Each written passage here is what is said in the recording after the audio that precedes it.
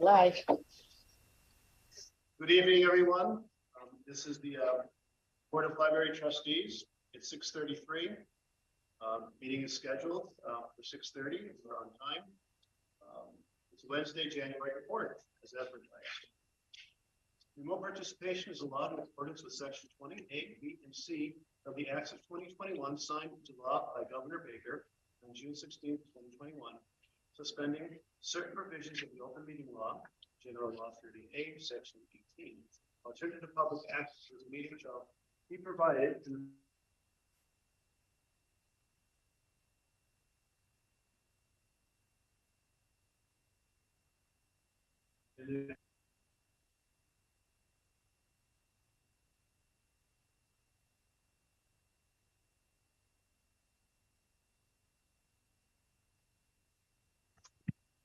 motion to accept this agenda. Motion to accept. Second. Thank you. Any discussion? All in favor? Aye. I'm sorry. No, I just had a question for Kate about the minutes from before. Yes. The furniture. For the minutes. Oh, sorry. Of the agenda. So any discussion on the agenda? Speaking of minutes, my brain went to minutes. All in favor? Aye. Any opposed? Motion carries unanimously. Thank you. At this point in time, we're going to do our traditional stop of the meeting. I'd like to ask for a motion to suspend the normal rules of order for the purposes of having our annual election report. So moved. Second. Thank you, Don. Thank you, Rich. And I do believe we stopped broadcasting for this. We will, and discussion part here would be plug for audio, plug for video, and we'll resume back and go know what orders after we get a motion for that. Let me know when that's done. We'll be back.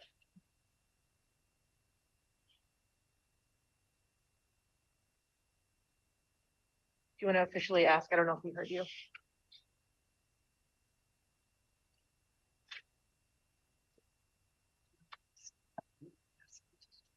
Yeah, I would. Jim Palmer, PAT.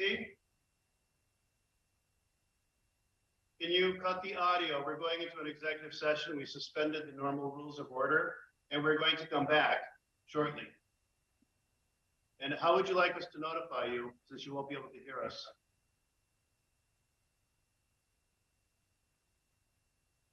Okay, muting now.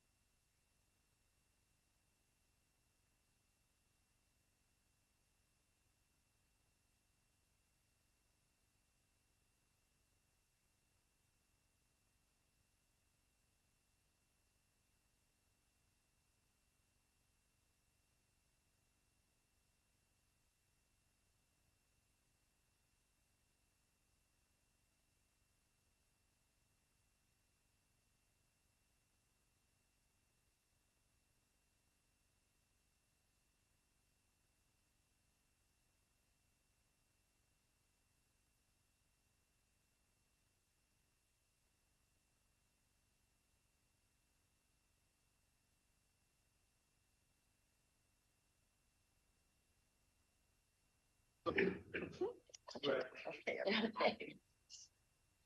Are we unmuted? Yes. All right. So approval of the minutes from our last meeting. Any questions? Yes, Ann. I make a motion to approve all bills. Okay. Except for me. All right. Exactly, and as the. Choice, I would like for each week, sheet. I would like to congratulate Kate on the excellence, no, what am I saying? Sarah? Sarah. Yeah. Sarah, on the excellent job she's been doing with the I minutes. agree. Agreed. Yay, Yay, yes. Sarah. Excellent job. Pop up this. A second, So we want a second to accept the a minutes? second. Second the acceptance of a minute. All in favor? Aye. All right. Receipt of communication. Did we receive? All right. Nothing communicated. And the report from the library director. Thank you. President Obama. Oh, we didn't do our roll call before. Can we do a roll call since we had not done it originally? Peter Bakula, Stephanie Belair, Francis Galucci. Here. John McAllister. Here. Stephanie Lazar. Here? Katie Clark, Here. Thomas Pappas. Here. Anne Quinn, Here, Richard Sherman, Here. Jennifer Smith. Ruth Kyla, Katrina Masala. All right. So the library director's report. Thank you, President O'Brien. Happy New Year, everybody. Director support for Board of Library Trustees, January 2023.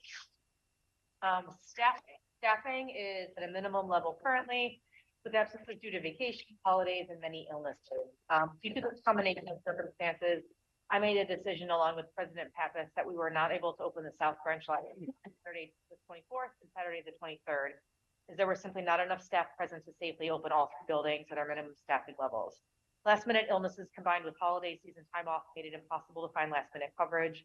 So we were faced with this hard decision. I decided to close the South Branch both times due to its location, and the patrons would have an easier time traveling from the main to the south than to the main from West Peabody. I apologize to all the patrons for this inconvenience and truly believe that this will not be a problem going forward, as illnesses are seasonal, hopefully, as there's so many vacations at once. Union negotiations begin next Thursday, January 12th, and I will be discussing with the union and city our staffing situation, and we'll be revisiting our minimum staffing levels so as to stop low staffing closures from ever happening again, as it is simply unacceptable to not provide consistent patron access to our services. 2 new part-time aides begin next week, and we will be posting the position of evening custodian soon.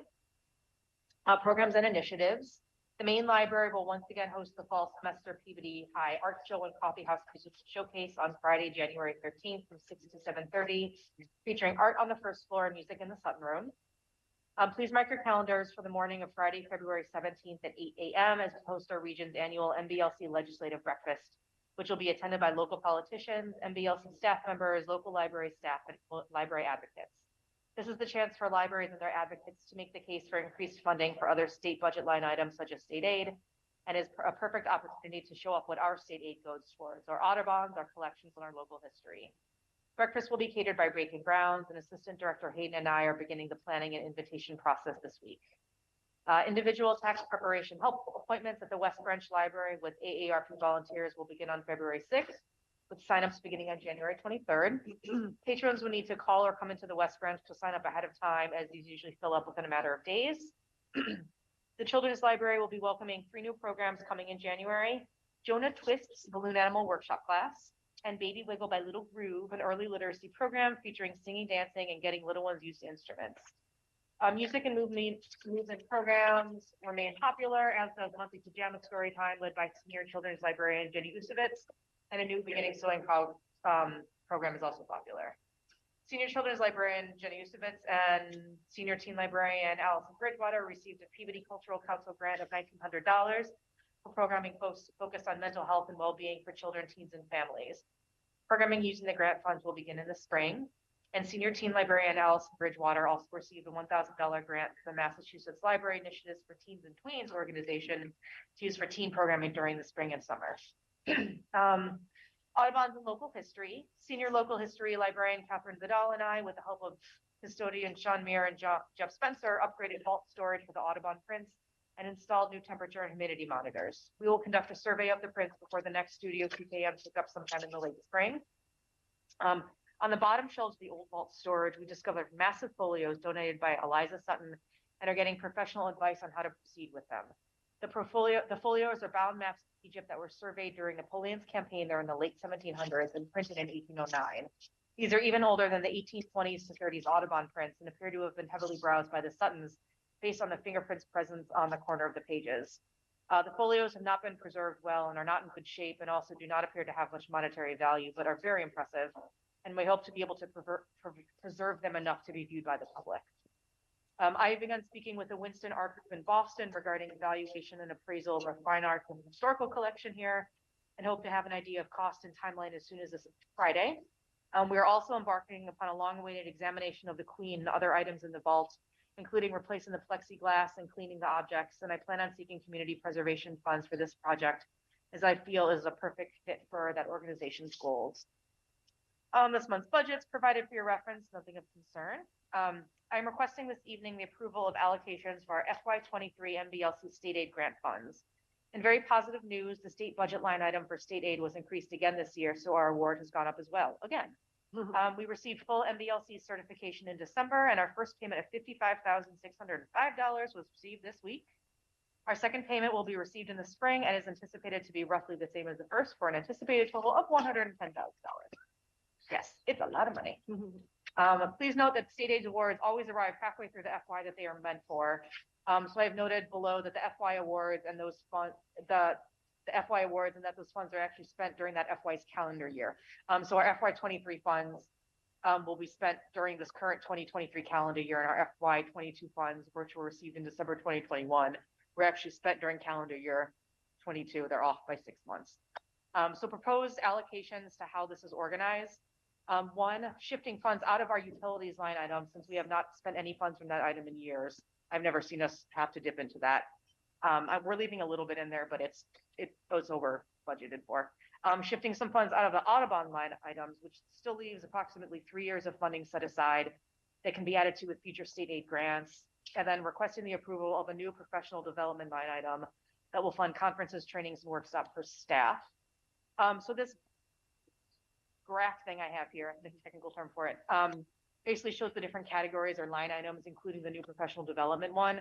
It shows what I allocated in FY22 out of the 95,000 we received, then what the total budget, that 204,000, which was basically what we received in FY22 plus everything that was left over that hadn't been spent for years. And then the expenses this past calendar year, the total remaining in each budget item, and there's a little blurb about that. And then my proposed allocations in green for this year, and the minus signs are what's going to be shifted out of that line item, and obviously everything else is positive. The total budget, so that means we'll have essentially $170,000 to spend total, and then the percent of total. So you'll notice that a few line items were overspent in 2022 as costs increased dramatically and some public technology needed to be replaced unexpectedly. The requested 2023 allocations are in line with what was spent the previous year, and those line item budgets now won't be overspent this year now that we have a better understanding of costs and needs in the post-pandemic library. And I'm happy to answer questions about all of that. And then on the back, finally, tonight I'm requesting discussion and hopefully approval of our overhauled meeting room policy that has not been edited since 2004. The updated policy now gives us more specific parameters by which to approve or deny meeting room reservations and brings us in line with other libraries in the Noble system. Along with this policy comes a new meeting room use agreement form, an annual form that each organization must update each January. Once this application is approved by myself or Assistant Director Hayden, an organization may begin to request meeting room reservations via our usual Assabet online calendar system. But this allows us to vet each organization before that last step. I'm happy to give an overview of the policy and major changes during new business and to answer any questions or concerns. That's it. Wow. Questions for the director's report? Yes. Just about understanding all these numbers, how they relate to, what is it, roughly $1.4 million, more than that, 1.5 something million. Our budget's about 1.8. This is total. This is totally separate from that. This is basically a giant grant account that the city holds for us, and it pays for, it has nothing to do with our city budget, other than we need the city budget to receive the grant funds, obviously, but this, basically our state aid, pays for all of the stuff the city doesn't pay for.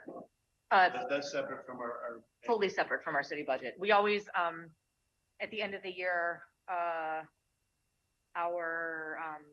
we always end up charging books and materials to this at the end of the year, because we always, by design, overspend what the city gives us, because we always ask the city exactly what we need for certification, but we always end up, by design, overspending it, because You overspend it, how do you cover that extra cost? it's always from state aid. It's been like that for decades and decades.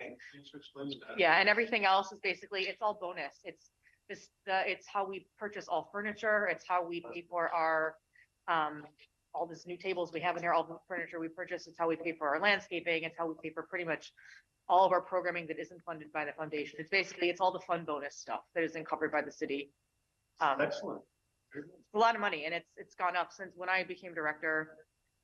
It That's was. a $1.4, $1.5 million comment, because that's when I started, was around. Right, yeah, and then state aid, when I became director, was about 65,000 a year, now it's up to 110,000 a year, like it's, because the state, the last 2 years, even during the pandemic, has increased that budget line item by 20% every year, so.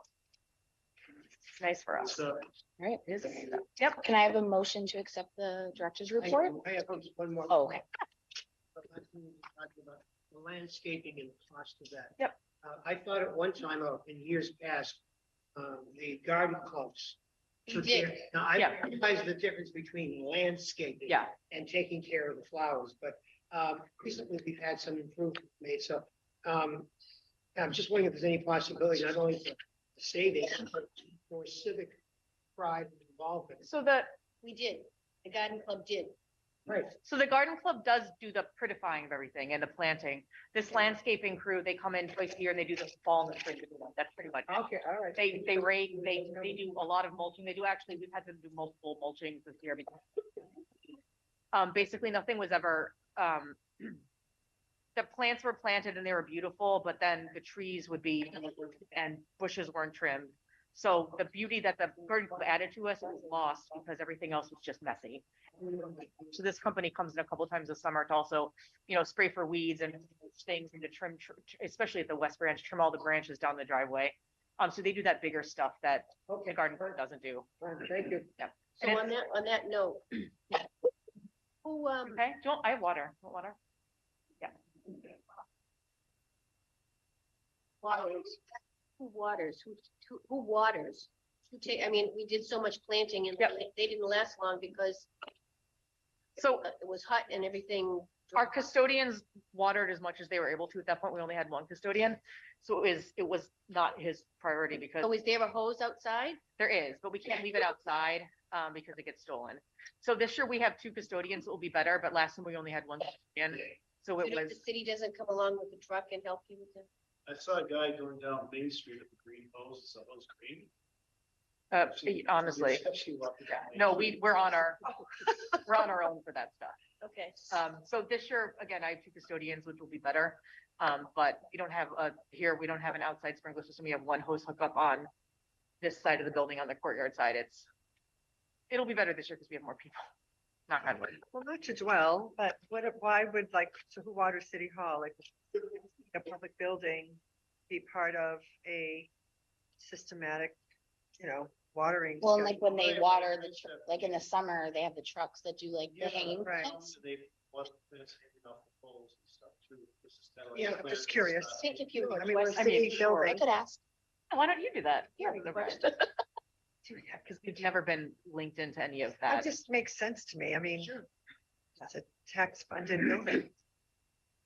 You're right. Ian, Question about staffing levels. Yeah. Sorry, shouldn't- Recent few months, we've dealt with policy related to. Yeah. Staffing. Yeah. And given that you had to close branch on a couple of occasions, are those minimum staffing levels a little too high? They can't be lower for safety reasons. Right now, they're at 2 people at each branch And if there was only one person, there's only one person in the entire building, which is unacceptable. And then at the main, it's 5 people. Which is not a lot considering we have, no, it's 2 per branch and 5 at the main. My hope is that as I'm discussing with the union next week, because the union had also seemed okay with this, that we up that, we say that we have to have, so right now we have to have 5, 2, and 2, right? So we have to have 5 at the main and 2 at each branch to open. And if we're down a person, so what happened the past 2 Saturdays was that it was the holidays and it was a half day because it was the eves. A ton of people had requested time off. And then we had call outs or illnesses at the very last minute, where we could plan ahead. We had both, we found out on the Thursday that the 2 people this past weekend and one the week before could not be in on Saturday. So we had enough time to try to find coverage, but it's the holidays, so nobody would do it. Normally, there are plenty of people willing to step up, but it was a perfect storm of, we're open on the eves, which is another thing. We're open on a Saturday. It was a perfect storm of badness, basically, technically speaking. My hope is that we can get this minimum staffing levels approved by the union, that we have enough that we, instead of having, so basically 5, 2, and 2, which means we have 9 people scheduled at a time. My hoping is that we could get that shifted up to 10 people at a time. So we have that extra person. So if somebody does call out at the last minute, we don't have to close. It's never been like this before. I've been here for 9 years and we've never been in a situation where our staffing levels were this low, but because of the pandemic and because of the eves of being on a Saturday, it's just a perfect storm of, it's never been like this before. But I'm hoping if I can bump up that minimum staffing level to 10 people instead of 9 people at a time, that will give us one person that can fill in. But I don't feel comfortable. I don't think it's safe to open the branches, obviously, with only one person, and less than 5 people in the main library feels very unsafe, because that means there's somebody at a desk by themselves. That means there's somebody down in children's by themselves, or somebody up the public service desk by themselves, and it's not safe. But we've never had minimum staffing levels before. It's always been kind of loosey-goosey, and whoever felt like administration could kind of make that call around, and there was never any official limit to it, but there needs to be for everybody's safety. And yeah. They're robbing mail carriers at gunpoint, so. Yeah, I don't want that to happen here. Never mind library, it's a lot easier to come into a building and not be seen. Just, Yeah. You're absolutely right about the safety.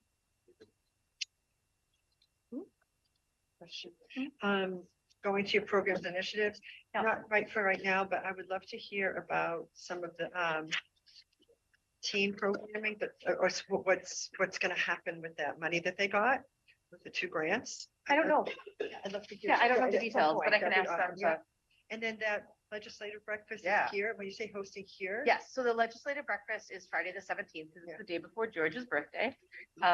It's gonna be here in the Sut room, food outside, it's a tech lab, food in here, and then speakers in here. Basically, we're gonna be contacting all the local politicians, both city and state and representatives and everything, and inviting them to come. If anybody would like to talk to me about like giving a speech about, it's basically like selling libraries. It's basically, you're inviting these local politicians to be like, this is why you should vote the state, the MBLC's legislative agenda to fund libraries statewide. So it's basically a bunch of people coming together to talk about why libraries are great and why you should give us money. If anybody, trustee president, would be interested in giving a little short speech about not just us, but like it's libraries statewide, basically. It's not just about us, but he hosted one of these back in 2017, 2016, I want to say. And they're really neat because it's directors from local noble libraries, it's MBLC commissioned, like state commissioners and MBLC staff, and people from the Mass Library System and Mass Library Association, all these other organizations get to come see our beautiful stuff and get to eat some good food and kind of talk to each other and talk about why libraries are great. It's fun. Yes. How long, So you're on, yes. how long does it last? A couple hours. I want to say 2 hours. Would you be able to make it? I can 8 on ask, a Friday? permission from my supervisor at work. What are the hours? It's 8 a.m. on Friday, February 7th. Because I could come in late, I could come in at 9, because I don't want to. Oh, that would be awesome. Well, it's Okay. school, so I have to. All right, any other discussion, questions for the director's report? Have a question, talking about going off our treasures here Yep. in the city. This is a very special, show off piece too. But is there any possibility we can show off the old trustees chamber? That's a pretty impressive space as well, that is left aside just for the trustees. Yes. Set up by George Peabody. And that speaks very seriously about how important Yeah. trustees are to support the treasurers in the city. We've been meaning to clean it out anyway. The problem is it can't, I'm not saying, but I'm saying more about showing sure. how important it is. One thing that happened, apparently when we had our Santa story time here, the day after, on the weekend after Thanksgiving during the holiday stroll, a Santa sat on one of the chairs and the leg fell off.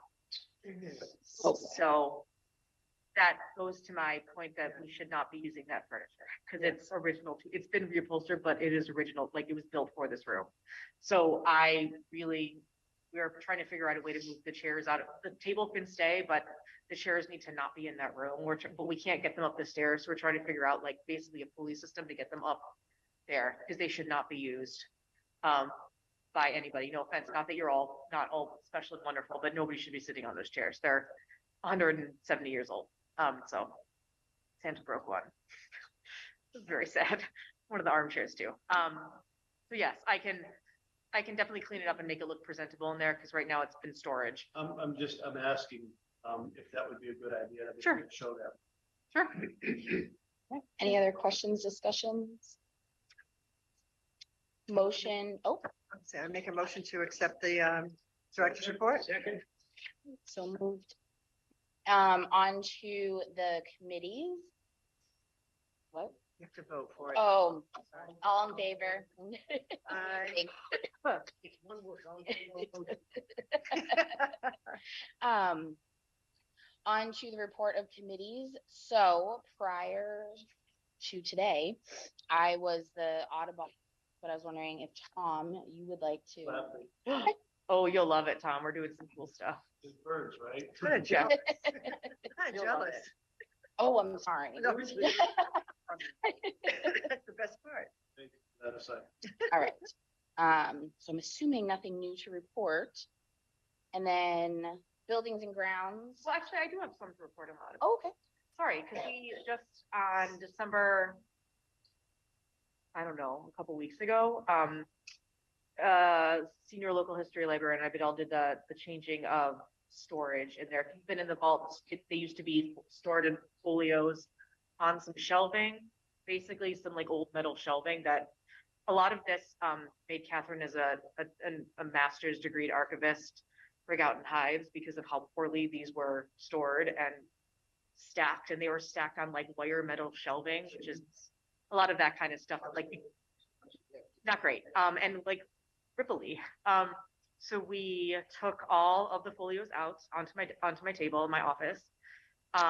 We also took out, there are a bunch, if you've walked into the vault, there used to be about 10 frames like in the way, and we decided to unframe all of those Audubons because they've been framed like that at least 10 years since before I got here. Like the snowy owl, we found a sticker on the back that said 491, which we were like, I wonder if that's the date it was framed, because that would not be unreasonable given the state of them. So these things have been in frames for decades and not switched out.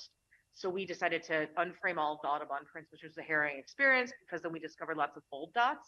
And we had a very emotional Friday of calling Studio TKM, our conservators, and they were finding, these were all prints that had been preserved like 20 years ago. So they were finding the old slides of them with the befores and after, and like taking pictures of the slides, emailing it to us, and turned out all the bold spots were old, nothing active. But these have not been dealt with. This is the problem when these Audubon prints sit there for 30 years. And they've kind of been treated in the past like an obligation and kind of overwhelming, and nobody wanted to do anything with them because they are kind of scary. I mean, it's kind of an amazing experience to be in the vault, taking things out of holders and touching them. And we reframed them ourselves on the floor here and on tables in the Sutton room. It's kind of surreal to be able to touch these things. And I think in the past, everybody else is kind of just like, they're a lot of work. We don't want to touch them. They're scary, but we aren't touching them, and it's really exciting. So we unframed everything, and the framing was done really shoddily. A lot of paper on the back that was, I guess, very acidic, and you could see it was leaving marks on the frame and leaving marks on the foam board, nothing on the print. It's a really poor work. But when TK was here, you old prints. And Yeah. the new prints, they may mention that the backing is not original. It had to be added to it. Is that right? Do I remember that correctly? For what, the prints themselves? Yeah. Well, some of the prints, if they've had like notches ripped out of them, they were backing it to like rip that to mend the different folds. I'm talking about like when they were put in frames, the foam backing in the frames, it really not high quality, like done in-house, but not fine to do it in-house for like an exhibit, but not for 20 years of standing up in a vault. Yep. Were these the prints that were handled by Peabody Essex before we got involved with? No, these are all on our watch. Yeah, but we feel that we have a good handle on them now. Everything is in order. We put in, you can see actually standing up there, the map storage up there with the big drawers. We had extra ones that weren't being used, down, and they fit perfectly in the vault. So now every drawer is organized and they're actually in numerical order. We're putting, we're crazy. I need to go see the. It's really, we added new light bulbs, like little things that had just not been touched for a while. There's like LED lights in there instead of old, like ones that almost caught on fire a couple times. Yeah. So that's a pretty small space in there, right? When you open up those doors, you actually have enough room. You do. You have exactly enough room. It's perfectly sized for it. Wow. You have enough room, and then we're putting so there's all the other bigger stuff in there. There's books in there and like Benjamin Franklin's walking stick. We're buying shelving that goes on top of the map storage, but the space underneath that's on legs. Because when you can pull up a portfolio, and there's enough room to pull it up and then place it on top and open it. It's actually the perfect size and the perfect shape for it. So now, but we have these little random Amazon brand temperature and humidity sensors, 2 in there, and one on my desk as a control, and it connects. Yep, they're connected to an app on my phone and Catherine's phone, and then we have alarms that go off if it goes above or below a certain temperature, humidity, and it's really little things that just haven't been done before. That's such an easy. I mean, technology is different now, but it's such an easy fix to keep an eye on humidity levels, temperature. I'm looking to buy some of those for some other reasons. Okay. But do you have any procedures in place in case that humidity doesn't reach a certain level? Opening the door. Honestly, we were talking with Studio TKM. It's not feasible to put an actual HVAC system in there. But opening the door is the procedure. Yep, the procedures to open a door and stick a fan in the door. And they've been in there for so long without anybody really monitoring the humidity levels, and there is no mold and there is no corrosion, so we figure it must stay pretty consistent.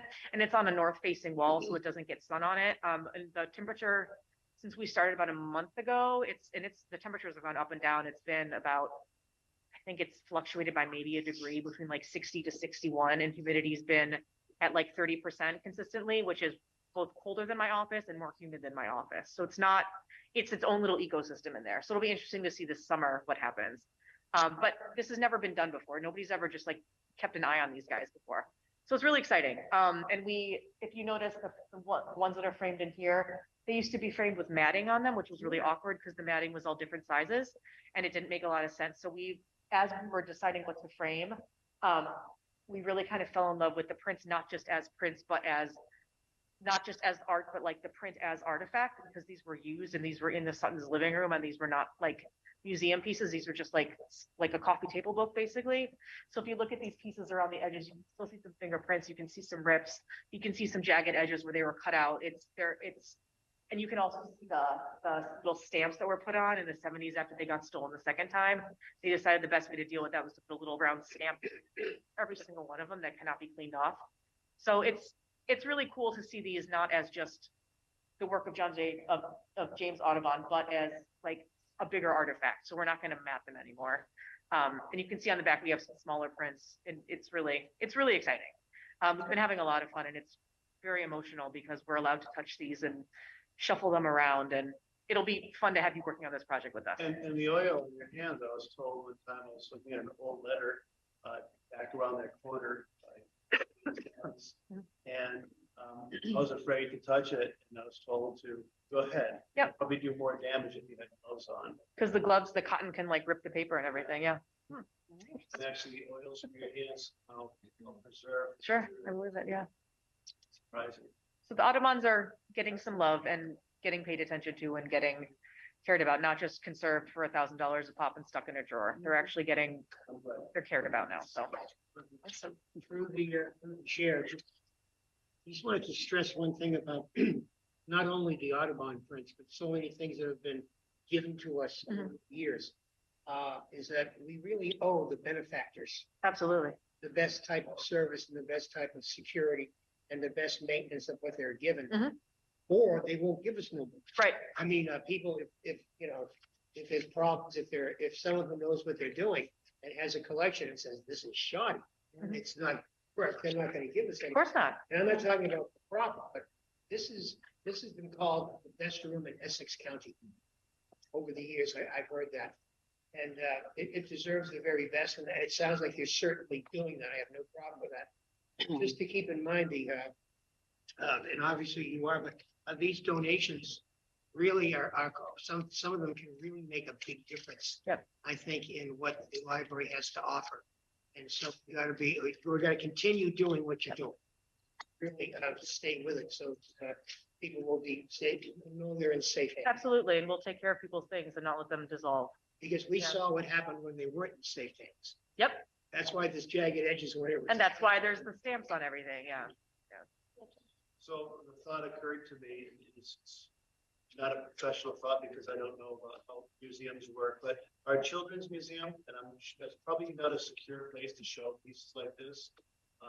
But is there any thought in being able to do that, or it's a big public space where people can actually come in and see them? So we are not on a daily basis.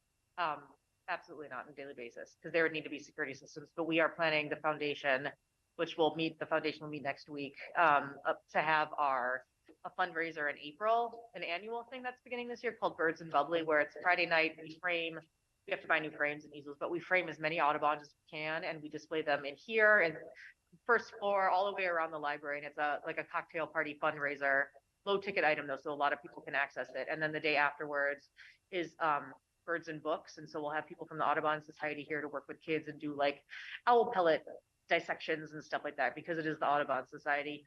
It'll be a way for kids and their families to come see the prints for free. But we're gonna have to get like police detail for both of these events. It's not something that we would be able to blend out station that wasn't like a museum, basically. And how secure are they gonna be? Will somebody bump into one of them and knock them over? So we have easels from the one for the birds. I think they were on easels, right? We have old easels and they're pretty unstable.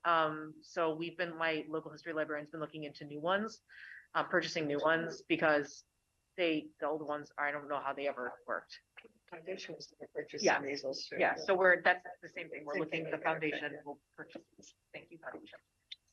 But we're working on how to display them in a secure way and then not leave the prints in frames for the next 10 years.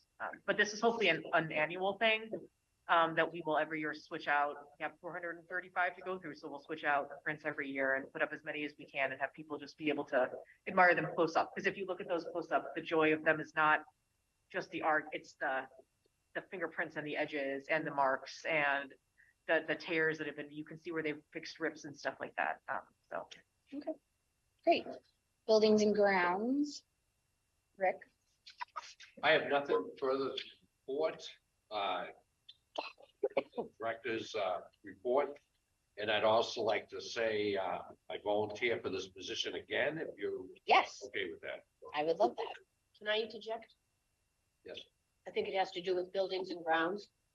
I was in the West Branch Library and it still looks like there's buckets capturing water from the roof. So they fixed the roof, we think.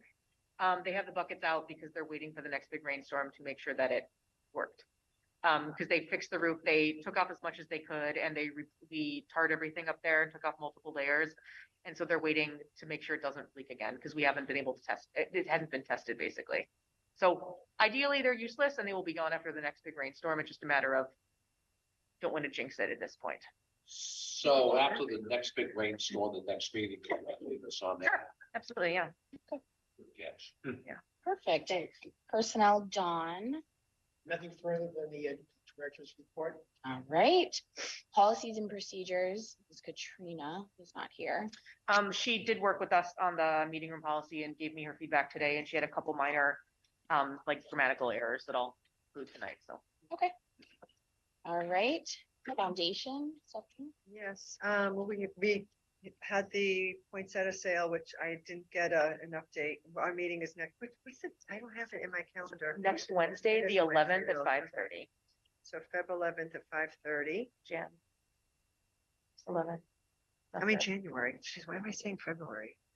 January 11th at 5:30. So I don't have the numbers for the poinsettia sale yet from Anne Marie. We'll have that next week. Okay. So nothing further. All right, and the Peabody Historic Society, Anne. I don't have anything to add. Okay. All right, great.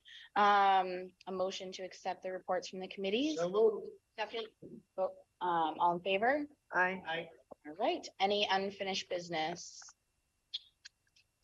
Well, the policies, Is that, start to review those, are we gonna, are those new business? that's, well, No? oh, yeah, you're right, No? meeting room use. Yeah. Trustees, yeah. it is new business, right? So, yeah, we don't have anything from before, right? Yeah, so the no unfinished business, so move on to new business. Okay, I jumped the gun. No, it's okay. Do you want me to just give a quick overview of all this first? I assume everybody read it, Yes, okay, do we have any questions? I do not.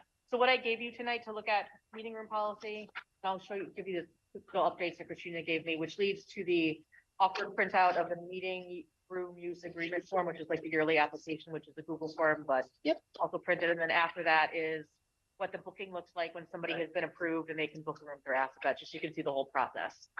And did you want me to give the little quick updates to this before you ask questions, or? I don't know about anybody else, but I read it twice and I thought you covered everything I possible I could imagine. I give full credit of this Assistant Director Hayden. This is her baby. She's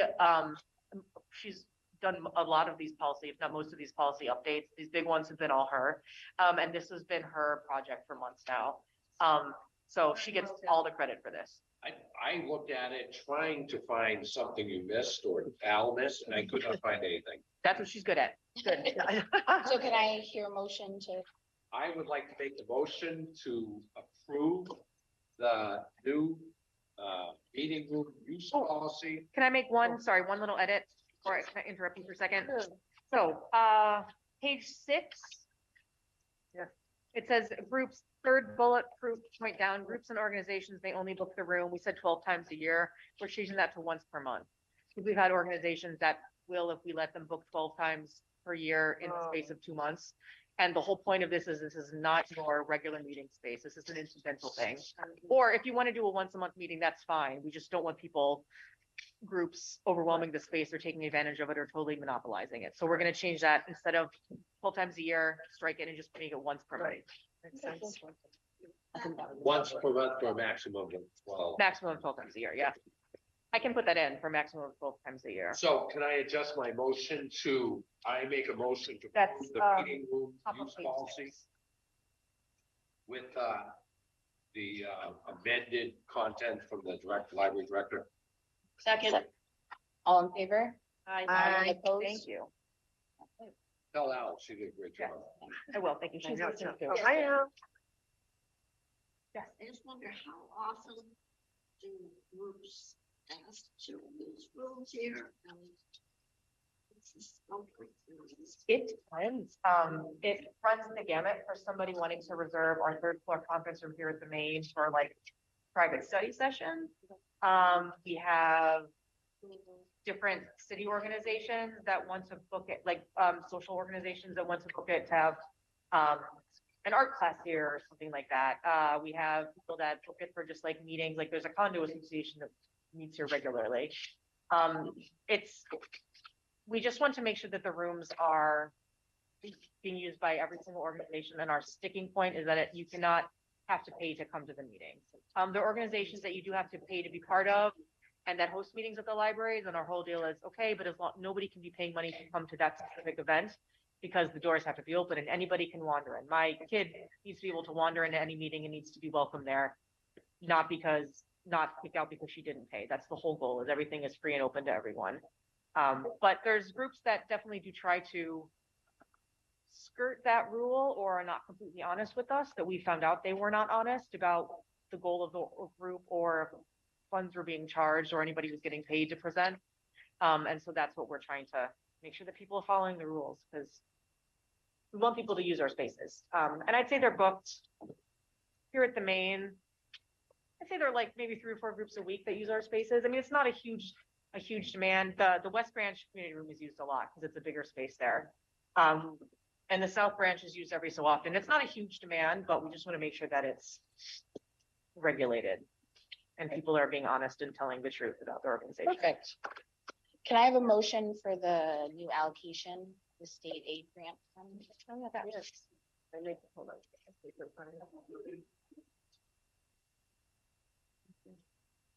I make a motion to approve the allocations of the state aid grant funds as stated by the director in her report. Second. All in favor? Aye. Any opposed? No. Motion passed. All right, any other, Vote on this. we did that. Oh, that's what we Yeah. already did. Never mind. Any other new business? All right, so our next meeting, Is on the 13th, Yeah. yes, Thank you. February 13th. That's 6:30, right? Channel. At that time. Yep. That channel. 6:30. All right, can I hear a motion to adjourn? So. Second, Second, all in favor? Hi. Any opposed? that's All right. nice job. You can't take it. You've done this. Yeah.